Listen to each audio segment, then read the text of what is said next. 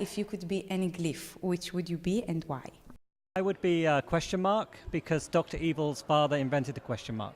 If I was supposed to be a glyph, I'd definitely be the tilde, because it's the sound that's sounded mostly in Portuguese language, so we have to say even São Paulo. The G, because I like the curves of the G, and I think it has so much creativity in it that I would like to be a G. And I also like the speed of the curves, and I like to do sports, so I would not be like an L, which is very static. You've been researching for a long time. What do you regard as your either most important or stepping stone research? Of course, like my heart is with the PhD, because you are devoting like so many of your life or spare time. You are working like day and night, and so it's kind of, you know, like the first child. But like I'm now building further on visual impairment, like on the outcomes of my own study.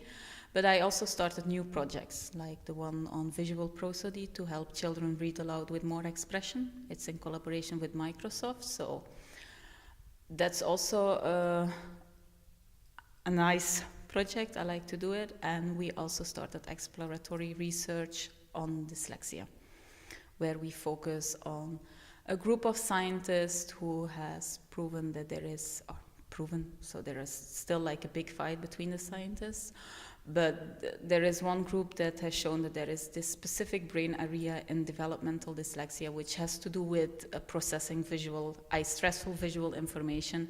And as a design researcher, I can say like that's something where I can do something for them, so I'm going that direction. So yeah. Excellent. So you can really contribute to a change in something. Yeah, it's for specific target audiences. So yeah, and I think then we still can learn a lot about legibility, and it can also serve for other type designers as sources of inspiration, because of course we are testing a kind of results, but we are creating these guidelines where it's not just like one specific typeface, but it can be like more typefaces, so that these specific target audiences also can choose or have, you know, like the flavors that they want to have with those specific guidelines. So I also do research, but I know that research is not the most popular thing among those who aren't really, really passionate about it. And you're giving talks in conferences about your research. So do you have any approach to how to adjust these talks to the wider audience, the people who are not so passionate about research? You always have a group that don't like legibility research, because I think they have the feeling that it's kind of restriction on their creativity. But what I like to do in the talks that I give is showing them other sources of inspiration, which can be, for example, an article which is written by scientists. On the other hand, when I give lectures with scientists, I show them the design. I most of the time have the nicest presentations, so they are already, you know, they are losing their heart, like, oh my God, the illustrations, and oh, it's so beautiful type, and we didn't have thought about the type. So it works in two ways. So what I try to bring to the scientists is the design, like the importance of design. And with the designers, I try to bring like the importance of scientific studies and how we can use them and how it can serve as a source of inspiration. So something actually surprising, which is different from their area. Yes. But like, it's like an added value. Like for the scientists, like the design is an added value, and they start thinking about it, they like it. And with the type designers, it's also the same. If you can show them like specific studies and they see the result and how the typeface can influence the results and help those people, then it should be something to cheer for. Yeah. Absolutely.